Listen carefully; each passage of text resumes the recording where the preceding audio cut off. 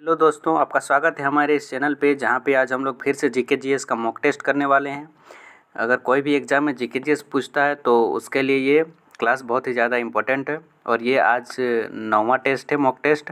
इससे पहले हम लोग और 8 मॉक टेस्ट कर चुके हैं, तो आप जाइए प्लेलिस्ट में और वहाँ पर जाके देख सकते हैं पिछला वाला मॉक टेस्ट। ठीक है, तो आइए स्टार्ट करते हैं आज का मॉक टेस्ट। स्टार्ट करने से पहले एक मोटिवेशनल कोट के साथ शुरू करते हैं कि तुम कल की ज़्यादा सोचोगे, ध्यान आज पे से हट जाएगा।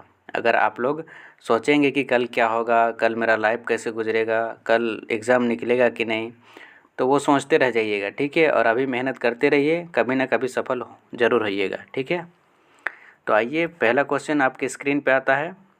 चलिए पहला क्वेश्चन पढ़ते हैं हम लोग। पहला क्वेश्चन है, निम्नलिखित में से कौन सा, यहाँ पे इससे पहले ध्यान दीजिएगा कि इसमें टोटल 35 क्वेश्चन रहेगा। ठीक है, और आप इसका आंसर देते जाइएगा कमेंट में, और आपका स्कोर इसमें कितना आएगा वो आप कमेंट में लास्ट में बता दीजिएगा। ठीक है, चलिए स्टार्ट करते हैं। आज का पहला क्वेश्चन है, निम्नलिखित में से कौन सा MS ऑफिस का वैध संस्करण यानी वैलिड वर्जन नहीं है। तो पूछा है कि इसमें से कौन सा MS ऑफिस का वैलिड वर्जन नहीं है। ठीक है, ऑप्शन ए में है ऑफिस XP, ऑप्शन बी में है ऑफिस विस्टा, और ऑप्शन सी में है ऑफिस 2007, और ऑप्शन डी में है ऑफिस 2013। तो आपको पता है कि ऑफिस 2003 जो है ये 2003 में आया था, ऑफिस 2007 ये 2007 में आया था। ठीक है, और ऑफिस विस्टा जो है ये कब आया था, 2001 ईस्वी में। इसको भी आप लोग ध्यान में रखिएगा। और कहीं कहीं बताया जाता है कि MS विस्टा जो है ये आया था कब, 2006 ईस्वी में। ठीक है, लेकिन ये एक्यूरेट नहीं है कि ये 2006 में नहीं आया था। ठीक है, तो इसका आंसर हो जाएगा, ये थोड़ा कन्फ्यूजिंग टाइप का क्वेश्चन है, तो आप लोग याद रखिएगा कि ऑफिस जो MS विस्टा है ये 2006 में नहीं आया था। ठीक है, तो इसका आंसर हो जाएगा ऑप्शन नंबर बी। नेक्स्ट जो क्वेश्चन है वो है कि बथुकम्मा त्यौहार मुख्य रूप से भारतीय राज्य खाली जगह में मनाया जाता है।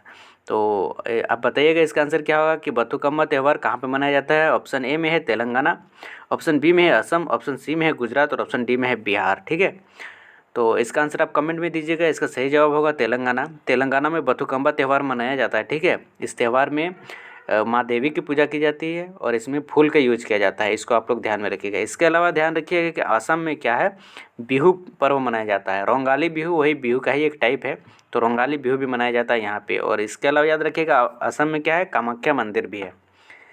इसके अलावा गुजरात में ध्यान रखिएगा डांडिया गुजरात। ठीक है, गरबा। और बिहार का ये भी ध्यान रखिएगा कि बिहार का भी मखाना को GI टैग मिला है, तो उसको भी आप लोग ध्यान में रखिएगा कि और मखाना बोर्ड बनाया गया है कहाँ पे, बिहार में, ये भी याद रखिएगा। ठीक है, आइए अगला क्वेश्चन में आते हैं। अगला क्वेश्चन है कि संसद में प्रश्नकाल खाली जगह सुनिश्चित करता है।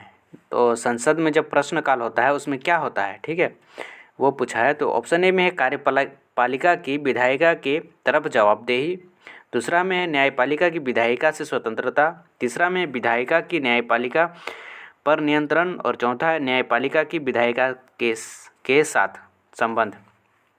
तो इसका आंसर हो जाएगा ऑप्शन नंबर ए, कार्यपालिका की विधायिका के तरफ जवाबदेही। जो प्रश्नकाल होता है संसद में, उसमें कोई विपक्ष दल का नेता होता है, ठीक है, वो पूछता है कि आप लोग क्या क्या काम किए, ये काम आप लोग गलत किए, तो वो प्रश्न पूछने, आप लोग ये काम, इतना पैसा आप लोग कहाँ लगा रहे हैं, ठीक है, ये सब पूछता है। को विपक्ष दल का नेता जो जिसका सरकार होता है उसको पूछता है। ठीक है, और उसका कर्तव्य रहता है कि हम जवाब दें उसका, तो वही प्रश्नकाल में वही होता है। ठीक है, तो इसीलिए इसका आंसर हो जाएगा ऑप्शन नंबर 1।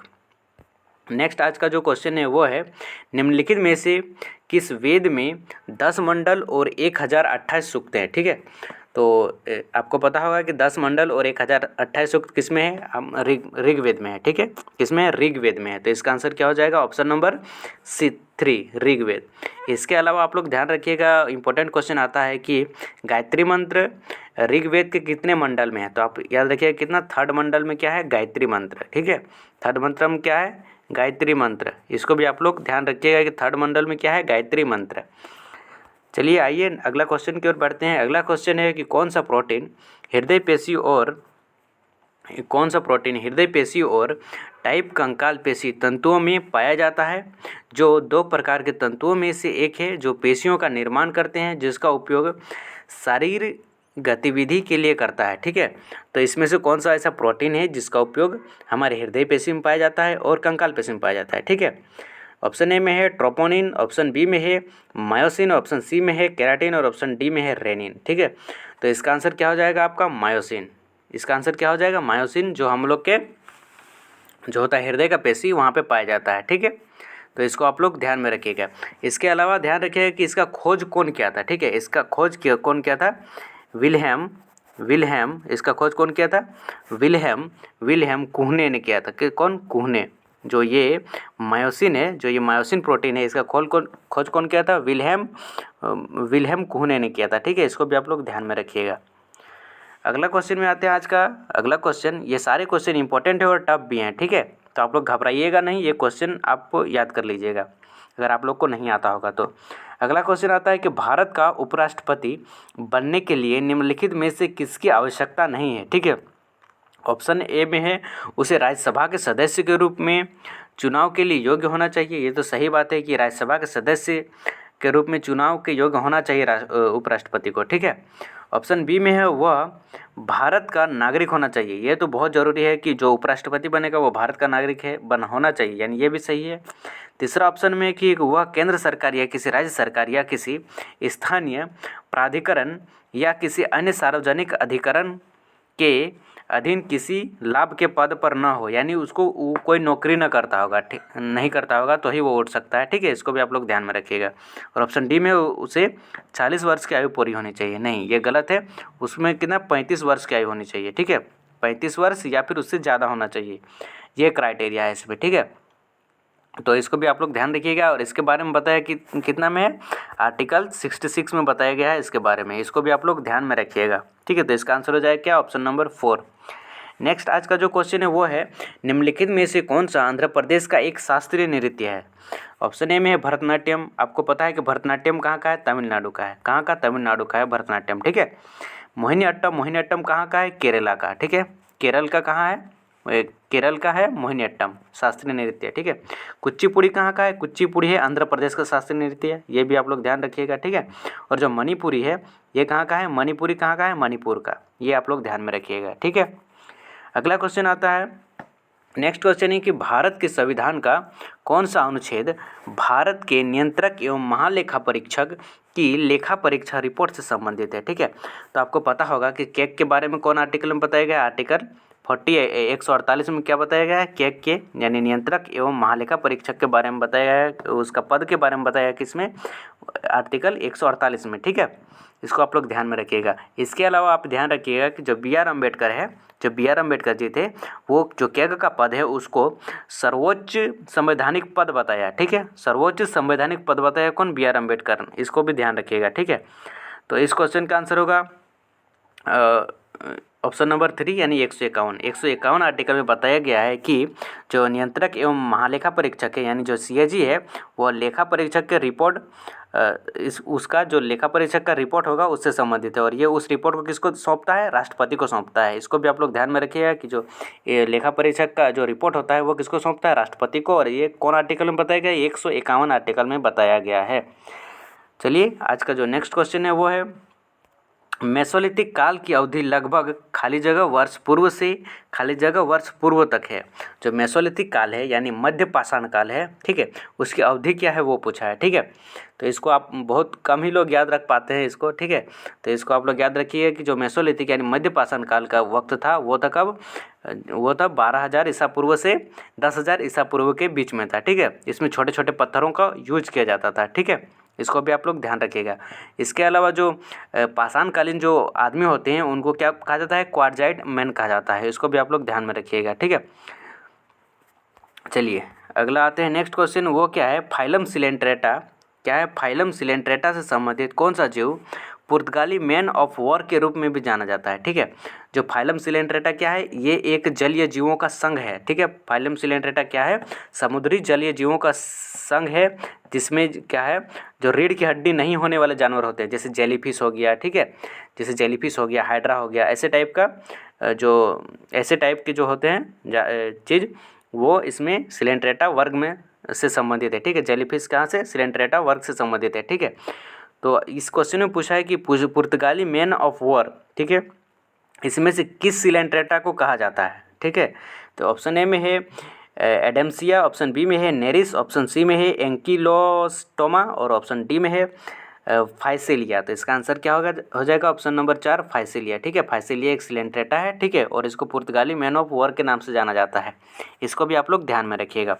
नेक्स्ट आज का जो इम्पोर्टेंट क्वेश्चन है वो है कि हर्ज में ध्वनि की निम्नलिखित विशेषताओं से मापी जाती है। जो हर्ज है, हर्ज का किससे मापा जाता है, हर्ज हर्ज से, ठीक है। तो आपको पता होगा कि हर्ज किससे नापा जाता है, फ्रीक्वेंसी, ठीक है। और फ्रीक्वेंसी को किससे डिनोट करते हैं, म्यू से, और इसको हिंदी में क्या बोलते हैं, आवृत्ति। यानी इसका आंसर हो जाएगा क्या, ऑप्शन नंबर 4, ठीक है। ध्वनि की आवृत्ति को किससे नापा जाता है, हर्ज से नापा जाता है, ठीक है। इसको भी आप लोग ध्यान रखिएगा।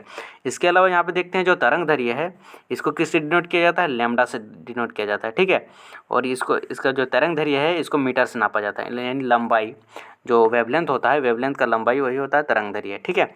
और ध्वनि की जो प्रबलता होता है इसको किससे नापा जाता है, डेसिबल, ठीक है। अगर आप लोग IPL देखते होंगे तो पता होगा कि वहाँ पे जो आदमी लोग हल्ला करता है उसको उसमें बताता है कि कितना डेसिबल का हल्ला हो रहा है, ठीक है। तो चलिए अगला क्वेश्चन की ओर बढ़ते हैं। आज का अगला क्वेश्चन है कि भारतीय संविधान की किस अनुसूची में दल बदल के आधार पर अयोग्यता के प्रावधानों का उल्लेख किया गया है, ठीक है। यानी किस अनुसूची में बताया गया है कि दल बदल के बारे में बताया गया है, कौन सा अनुसूची में, ठीक है। तो आपको पता होगा कि हम लोग के संविधान में कितना 12 अनुसूची है, टोटल कितना अनुसूची है, 12 अनुसूची, ये आप लोग को पता होगा, ठीक है। यहाँ पे देखिए अनुसूची 12 में क्या बताया गया है, अनुसूची 9 में क्या बताया गया है, और अनुसूची 11 में क्या बताया गया, अनुसूची 10 में क्या बताया गया है, ठीक है। इसको एक तरफ से जानते हैं, ठीक है। अनुसूची 9 में क्या बताया गया है, इसमें भूमि सुधार के बारे में बताया गया है, ठीक है। भूमि सुधार के बारे में बताया गया किसमें, अनुसूची 9 में, ठीक है। भूमि सुधार के बारे में बताया गया किसमें, अनुसूची 9 में, और इसको प्रथम संविधान संशोधन में इसको ऐड किया गया है, ठीक है। जो 10वां अनुसूची है इसमें क्या, दल बदल के बारे में बताया गया किसमें, 10वां अनुसूची में, ठीक है। और जो 11वां अनुसूची है इसमें क्या, किसके बारे में बताया गया है, स्थानीय शासन यानी पंचायत के बारे में बताया गया है, ठीक है। पंचायत के बारे में बताया किसमें, 11वां अनुसूची में, और 12वां अनुसूची में बताया किसमें, नगर निकाय के बारे में, ठीक है। इसको भी आप लोग ध्यान में रखिएगा। यानी इसका आंसर हो जाएगा क्या, ऑप्शन नंबर 4 10वीं अनुसूची में दल बदल के बारे में बताया गया है। नेक्स्ट आज का जो क्वेश्चन है वो है, गुरु पंकज चरण दास किस भारतीय शास्त्रीय नृत्य के प्रसिद्ध समर्थक हैं। जो गुरु पंकज चरण दास हैं वो किस शास्त्रीय नृत्य से संबंधित है। तो आपको पता होगा मणिपुरी कहाँ का नृत्य है, ये है मणिपुर का, ठीक है। इसके अलावा ओडिसी कहाँ का है, ओडिशा का। मोहिनीअट्टम कहाँ का है, मोहिनीअट्टम है केरल का। कथक कहाँ है, उत्तर प्रदेश का, ठीक है। तो ये जो जो गुरु पंकज चरण दास हैं ये कौन नृत्य से संबंधित है, ये ओडिसी नृत्य से संबंधित है, ठीक है। इसको आप लोग ध्यान में रखिएगा। ये ओडिसी नृत्य एक प्रसिद्ध समर्थक हैं, ठीक है। कौन, गुरु पंकज चरण दास, ठीक है। इसको आप लोग ध्यान में रखिएगा। आइए आज का नेक्स्ट क्वेश्चन की ओर बढ़ते हैं। अगला क्वेश्चन है कि निम्नलिखित में से किस उद्देश्य के लिए अल्ट्रासोनिक तरंगों का उपयोग किया जाता है, ठीक है। इसको पढ़ने से पहले हम बता दे सकते हैं कि जो अल्ट्रासोनिक तरंगे हैं ठीक है, इसको पता लगाने के लिए किसका उपयोग किया जाता है, रेडियोमीटर का उपयोग किया जाता है। किसका, रेडियोमीटर का उपयोग किया जाता है। किसको, रेडियोमीटर का उपयोग किसको मापने मतलब पता लगाने के लिए किया जाता है, अल्ट्रासोनिक तरंगों का पता लगाने के लिए रेडियोमीटर का उपयोग किया जाता है, ठीक है।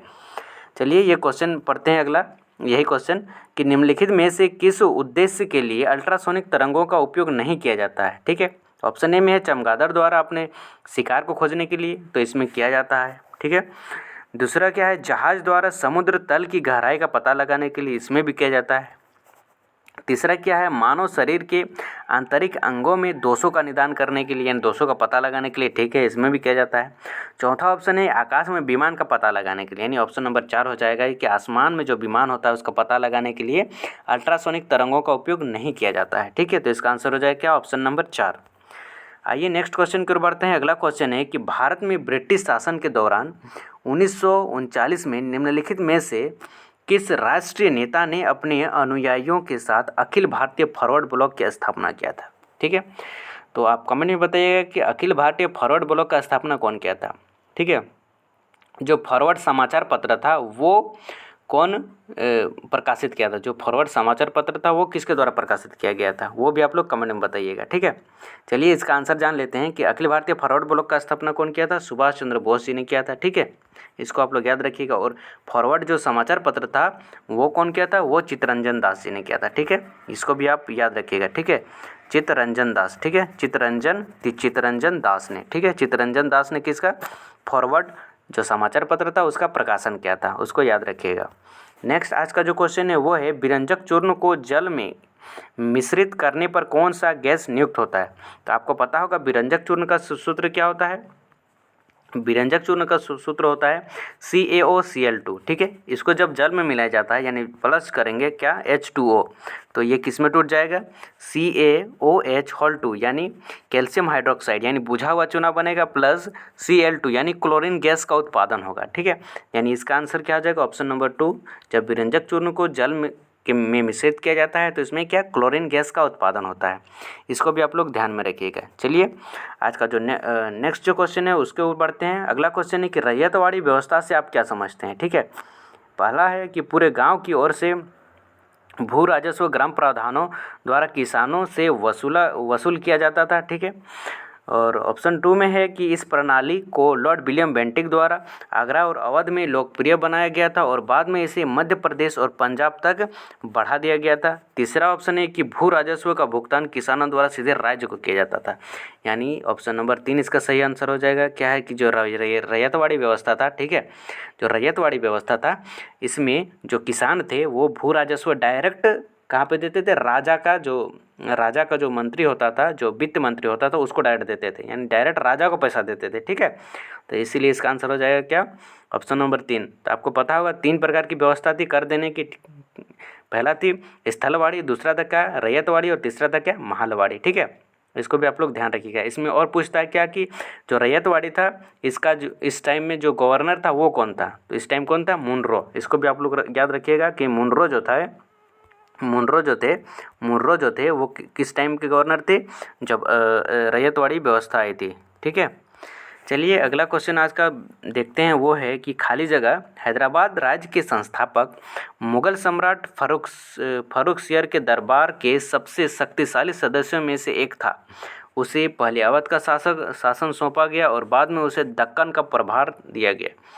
तो यहाँ पे देखिए जो मुर्शिद कुली खान है ये कहाँ के नवाब थे? ये बंगाल के नवाब थे। ये भी आप लोग को पता होगा कि जो मुर्शिद कुली खान थे ये कहाँ के? बंगाल के नवाब थे, ये आप लोग याद रखिएगा। ठीक है, जो आसफ जाते ये क्या थे? यही थे जो कहाँ? हैदराबाद के नवाब थे। ठीक है, जो मुग़ल सम्राट नवाब जो अनेक प्रदेशों में जब नवाब रखते थे जो मुग़ल सम्राट, ठीक है, तो उसमें से जो हैदराबाद का नवाब था वो था कौन? आसफ जाह। और मुर्शिद कुली खान कहाँ का था? ये था कहाँ का? बंगाल का नवाब। ठीक है, और जो हुसैन अली और अब्दुल्ला खान थे ये कौन थे? सैयद बंधु थे। ठीक है, इसको भी आप लोग ध्यान में रखिएगा कि हुसैन अली और अब्दुल खान कौन थे? ये सैयद बंधु थे। ठीक है, इसको भी आप लोग ध्यान में रखिएगा। तो इसका आंसर क्या हो जाएगा? Option number A, Asaf Khan. Next आज का जो क्वेश्चन है वो है कि निम्नलिखित में से कौन सा रोग भोजन और पानी से नहीं फैलता है? ठीक है, ऑप्शन 1 में है आंत्र ज्वर। तो आपको पता होगा कि आंत्र ज्वर कैसे फैलता है? ठीक है, सिल्मोनेला टाइफी बैक्टीरिया द्वारा फैलता है। ठीक है, सल्मोनेला, ठीक है, सल्मोनेला टाइफी बैक्टीरिया। ठीक है, टाइफी बैक्टीरिया द्वारा फैलता है कौन सी? आंत्र ज्वर। ये आप लोग को ध्यान में रखना है। ठीक है, इसके अलावा क्या होता है? हैजा। ठीक है, हैजा भी फैलता है पानी से, ये तो पता होगा। पीलिया में हमारे शरीर में क्या है? बिलिरुबिन की मात्रा ज़्यादा हो जाती है जिसके कारण पीलिया होता है, यानी पीला दिखने लगता है। लास्ट ऑप्शन क्या है? इन्फ्लुएंजा। ये इन्फ्लुएंजा है, ये हम लोग का जो फेफड़ा होता है वहाँ का रोग है ये इन्फ्लुएंजा। ठीक है, और ये पानी और भोजन के कारण नहीं होता है, तो इसीलिए इसका आंसर हो जाएगा क्या? Option number 4, influenza. चलिए नेक्स्ट क्वेश्चन की ओर बढ़ते हैं। अगला क्वेश्चन है in the afternoon of time की एक आत्मकथा पुस्तक है, यानी in the afternoon of time किसकी आत्मकथा है? तो इसका आंसर हो जाएगा क्या? ऑप्शन ए में है सत्यजीत रे। आपको पता होगा कि सत्यजीत रे को 1992 में क्या मिला था? ऑस्कर। 1992 में क्या मिला था? OSCAR, यानी ऑस्कर मिला था कब? सत्यजीत रे को 1992 में। इसको भी आप लोग ध्यान में रखिएगा। ठीक है, तो ऑप्शन सी में क्या है, हरिवंश राय बच्चन, यही इसका सही आंसर हो जाएगा कि हरिवंश राय जो बच्चन है, हरिवंश राय बच्चन है, उनका जो आत्मकथा है वो क्या है, in the afternoon of time, in the afternoon of time है इनकी आत्मकथा, ठीक है, हरिवंश राय बच्चन जी की। इसके अलावा आप लोग ऑप्शन 4 में दिया हुआ है कि पीटी उषा, पीटी उषा को किस नाम से जाना जाता है, उड़न परी के नाम से भी जाना जाता है, ठीक है, और इसको भारतीय ट्रैक एंड फील्ड की रानी भी कहा जाता है, किनको, पीटी उषा को। इसको भी आप लोग ध्यान में रखिएगा। तो इसका आंसर क्या हो जाएगा, ऑप्शन नंबर 3 हरिवंश राय बच्चन। आइए नेक्स्ट क्वेश्चन की ओर बढ़ते हैं। अगला क्वेश्चन है कि पारिवारिक व्यक्तिगत आय की गणना निम्नलिखित में से किस प्रकार से की जाती है, जा सकती है। तो ये इकोनॉमिक्स का क्वेश्चन है, तो इसको याद रखना पड़ेगा, ठीक है। जो पारिवारिक व्यक्तिगत आय है, इसको किससे गणना की जाती है, ठीक है। तो इसका आंसर क्या हो जाएगा, ऑप्शन नंबर 4, ऑप्शन नंबर 4 हो जाएगा इसका आंसर। क्या है, राष्ट्रीय आय में क्या अतिरिक्त लाभ को घटा दिया जाता है, ठीक है, उसमें से फिर क्या निवल ब्याज भुगतान को घटा दिया जाता है, ठीक है, और उसमें से कॉर्पोरेट कर को घटा दिया जाता है, और उसमें से जो सरकार और फार्मों से जो आंतरिक भुगतान होता है उसको क्या क्या जोड़ दिया जाता है। यानी इसका आंसर ऑप्शन नंबर 4 नहीं, इसका आंसर हो जाएगा ऑप्शन नंबर 1। इसका आंसर क्या हो जाएगा, ऑप्शन नंबर 1 हो जाएगा इसका आंसर, ठीक है। इसका आंसर ऑप्शन नंबर 1 तो नहीं होगा, क्या है कि यहाँ पे लास्ट में प्लस होना चाहिए। तो यहाँ पे जो सही जवाब लग रहा है वो लग रहा है आपका ऑप्शन नंबर 2, ऑप्शन नंबर 2 हो जाएगा इसका सही जवाब, ठीक है। इसमें राष्ट्रीय आय में अवितरित लाभ को घटा दिया जाता है, और उसमें निवल ब्याज भुगतान को भी घटा दिया जाता है, और उसमें कॉर्पोरेटेड कर को भी घटा दिया जाता है, और उसमें जोड़ा जाता है क्या, सरकार और फार्मों का अंतरण जोड़ा जाता है, ठीक है। तो इसका आंसर हो जाएगा क्या, ऑप्शन नंबर 2। इसको आप लोग ध्यान में रखिएगा, याद भी रखिएगा, ठीक है, इसको ये याद रखने वाला चीज़ है। अगला आता है, जो नेक्स्ट क्वेश्चन आता है वो क्या है, धूपगढ़ शिखर भारत के निम्नलिखित में से किस राज्य का उच्च बिंदु है। तो आपको पता होगा कि धूपगढ़ शिखर जो है ये कहाँ पे आता है, सतपुड़ा रेंज से आता है। क्या, सतपुड़ा रेंज में है क्या, धूपगढ़ शिखर, ठीक है। और ये जो धूपगढ़ शिखर है ये कहाँ पे, मध्य प्रदेश का सबसे हाईएस्ट पीक है, कौन, धूपगढ़ शिखर। इसको भी आप लोग याद रखिएगा। आइए अब नेक्स्ट क्वेश्चन की ओर बढ़ते हैं। अगला क्वेश्चन है कि 9वीं शताब्दी में प्रतिहार साम्राज्य, पाल साम्राज्य और राष्ट्रकूट साम्राज्य, जिनके बीच में त्रिपक्षीय युद्ध होता था, ने उत्तरी भारत की संप्रभुता के लिए एक दूसरे से लड़ाई लड़ी, ठीक है। ये तो लड़ाई लड़ी, ये सबको पता है। इस त्रिपक्षीय संघर्ष को खाली जगह के रूप में भी जाना जाता है। अच्छा, यानी इस जो त्रिपक्षीय संघर्ष था इसको और किस नाम से जाना जाता है, ये पूछा है।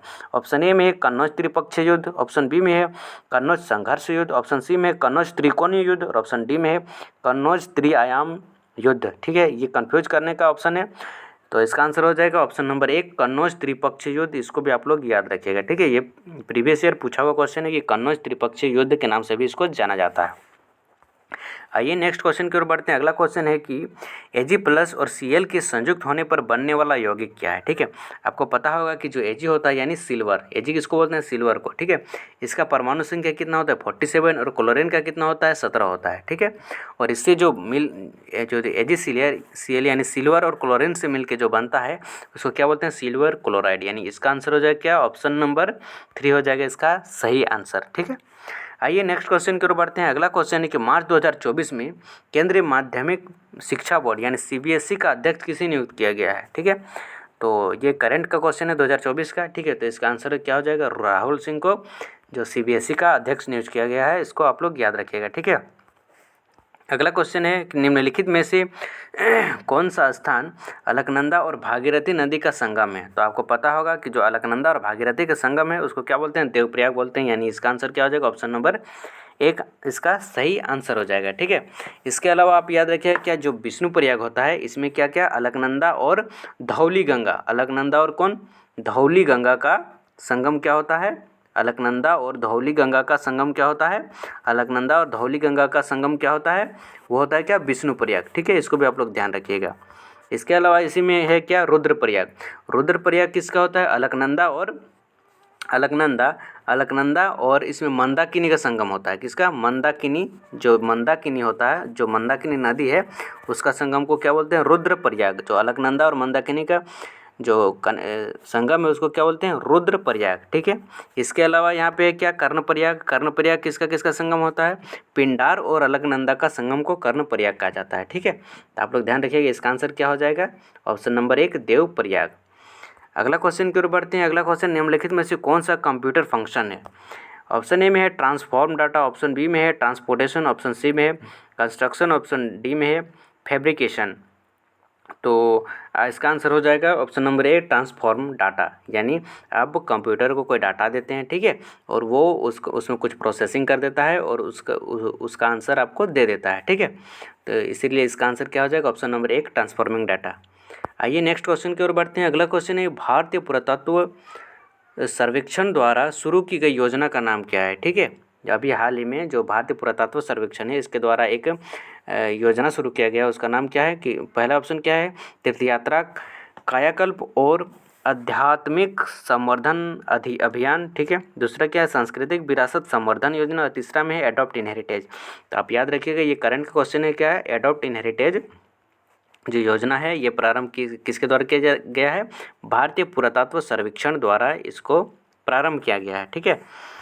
इसके अलावा नेक्स्ट क्वेश्चन है कि खाली जगह की गणना किसी दिए गए वर्ष में नाममात्र जीडीपी को उसी वर्ष के लिए वास्तविक जीडीपी से विभाजित करके और उसे 100 से गुना करके की जाती है, यानी ऑप्शन नंबर इसका एक क्या है परियोज्य आय, ऑप्शन बी में है जीडीपी अपस्फीति, यानी इसका आंसर क्या हो जाएगा जीडीपी अपस्फीति, ठीक है। यानी आप ऊपर में अगर नाम मात्र जीडीपी को रखेंगे, ठीक है, नाम मात्र जीडीपी को रखेंगे ऊपर में, ठीक है, ऊपर में नाम मात्र जीडीपी को रखेंगे, नीचे में जो है वास्तविक जीडीपी को रखेंगे, ठीक है, नीचे में वास्तविक जीडीपी को रखेंगे और उसको फिर 100 से गुना कर देंगे तो वो क्या निकल के आएगा जीडीपी अपस्फीति को निकल के आ जाएगा, ठीक है। इसको भी आप लोग ध्यान में रखिएगा, ये इकोनॉमिक्स का क्वेश्चन है। नेक्स्ट आज का जो क्वेश्चन है वो है कि भारत सरकार द्वारा राष्ट्रीय शहरी स्वास्थ्य मिशन को कब मंजूरी दी गई। तो ये पुराना करंट है लेकिन ये भी पूछा जाता है, कभी कभी पुराने करंट भी पूछे जाते हैं, ठीक है। तो इसका आंसर क्या हो जाएगा 2013 में क्या है राष्ट्रीय शहरी स्वास्थ्य मिशन को मंजूरी दे दी गई थी, कब 2013 में। इसको भी आप लोग ध्यान में रखिएगा। नेक्स्ट आज का जो क्वेश्चन है वो है किस वर्ष में मध्याह्न भोजन योजना का नाम बदलकर प्रधानमंत्री पोषण योजना कर दिया गया था, ठीक है। तो इसका आंसर क्या हो जाएगा ऑप्शन ए में है 2020, ऑप्शन बी में है 2019, ऑप्शन सी में है 2018 और ऑप्शन डी में है 2021। तो इसका आंसर क्या हो जाएगा 2021 में जो मध्याह्न भोजन योजना था इसका नाम बदल कर क्या किया गया प्रधानमंत्री पोषण योजना कर दिया गया। नेक्स्ट आज का जो क्वेश्चन है वो है कि हॉफमैन कप किस खेल से संबंधित है। जो हॉफमैन कप है वो किस खेल से संबंधित है। ऑप्शन ए में है फुटबॉल, ऑप्शन बी में है लॉन टेनिस, ऑप्शन सी में है बैडमिंटन और ऑप्शन डी में है क्रिकेट। तो इसका आंसर क्या हो जाएगा option number 2 lawn tennis. Lawn tennis का एक कप है उसको क्या बोलते हैं हॉफमैन कप कहा जाता है, ठीक है। इसके अलावा डेविस कप भी किससे संबंधित है लॉन टेनिस से। इसको भी आप लोग याद रखिएगा, ये भी बार बार पूछता है, ठीक है। डेविस कप किससे संबंधित है, ये भी लॉन टेनिस से ही संबंधित है। इसके अलावा जो देवधर ट्रॉफी है वो क्रिकेट से संबंधित है, ये सब आप याद रखिएगा। नेक्स्ट आज का जो क्वेश्चन है वो है कि किसी वस्तु को त्वरण ए प्राप्त करने के लिए 100 न्यूटन के बल की आवश्यकता होती है। यदि वस्तु का द्रव्यमान 500 किलोग्राम है तो ए का मान ज्ञात कीजिएगा। आपको पता होगा Newton's second law of motion क्या है, वो क्या है कि एफ इजिकल टू क्या होता है M A, F equal to M A, यानी force equal to mass into acceleration. तो आपको एक्सेलरेशन पूछा है, ठीक है, यानी एक्सेलरेशन इजिकल टू फोर्स कितना दिया है 100 न्यूटन और जो मास है वो कितना दिया है 500, ठीक है, 500 दिया है, 500 किलोग्राम क्या दिया है मास दिया है, ठीक है। यानी ये कट जाएगा, यानी इसका आंसर क्या हो जाएगा 0.2 मीटर पर सेकेंड स्क्वायर, यानी ऑप्शन नंबर ए हो जाएगा इसका सही आंसर। आइए अगला क्वेश्चन की ओर बढ़ते हैं। अगला क्वेश्चन है कि 2011 की जनगणना के अनुसार 2001 से 2011 के मध्य किस केंद्र शासित प्रदेश की दशक की जनसंख्या वृद्धि दर सबसे अधिक है। तो इसका आंसर क्या हो जाएगा ऑप्शन ए में है राष्ट्रीय राजधानी क्षेत्र दिल्ली, ऑप्शन बी में है लक्षद्वीप और ऑप्शन सी में है दादरा एवं नगर हवेली और ऑप्शन डी में है चंडीगढ़। तो इसका आंसर क्या हो जाएगा ऑप्शन नंबर सी दादरा एवं नगर हवेली जो केंद्र शासित प्रदेश है इसमें जो जनसंख्या वृद्धि दर है वो सबसे अधिक है उसमें। और अगर राज्य को भी इसमें इंक्लूड किया जाए तो सबसे ज़्यादा जनसंख्या वृद्धि दर कौन राज्य में है मेघालय में है, ठीक है। इसको भी आप लोग याद रखिएगा कि इसमें मेघालय में अगर राज्य को भी ऐड कर दिया जाए तो, ठीक है। और अगर सबसे कम वृद्धि दर माने तो वो किसका है नेपाल का, ठीक है, नेपाल बोल रहे हैं नागालैंड का, ठीक है, नागालैंड, ठीक है। इसको भी आप लोग ध्यान रखिएगा। नागालैंड का जनसंख्या वृद्धि दर कितना है -0.6%, यानी यहाँ पे जनसंख्या बढ़ने की बजाय यहाँ पे जनसंख्या घट गया, कहाँ पे नागालैंड में। तो इसको भी आप लोग ध्यान में रखिएगा। नेक्स्ट जो आज का क्वेश्चन है वो है एक बैंक जिसके पास खाली जगह और उससे अधिक की चुकता पूंजी है वो भारतीय रिजर्व बैंक अधिनियम 1934 में सूचीबद्ध अनुसूचित बैंक श्रेणी के लिए अर्हता प्राप्त करता है। अगर आपको जो भारतीय रिजर्व बैंक अधिनियम 1934 है उसमें एक सूची बनाया गया है कि अनुसूचित बैंक का एक श्रेणी है, ठीक है। अगर उसमें कोई बैंक को शामिल होना है तो उसके पास पूंजी कितना होना चाहिए, 5 लाख रुपया कम से कम होना चाहिए, ठीक है, उसमें चुकता पूंजी। तो इसको भी आप लोग ध्यान में रखिएगा। यहाँ पे हम लोग का जो आज का टेस्ट ख़त्म होता है। आज टोटल कितना 35 क्वेश्चन थे, इसमें आपका कितना सही हुआ। ये जो क्वेश्चन थे ये थोड़ा टफ क्वेश्चन थे, और ऐसे क्वेश्चन अगर आप करके जाओगे तो आसान क्वेश्चन ज़रूर बना पाओगे, ठीक है। तो इस वीडियो को अच्छा लगे तो वीडियो को लाइक शेयर और सब्सक्राइब कर दीजिएगा, ठीक है। और इसके अलावा इससे पहले और 8 टेस्ट हो चुके हैं, ठीक है। उसको अगर देखना है तो आप इस चैनल के प्लेलिस्ट में चल जाएगा, वहाँ पे प्लेलिस्ट बना हुआ है। तो वीडियो अच्छा लगे तो लाइक शेयर और सब्सक्राइब जरूर कीजिएगा। Thank you.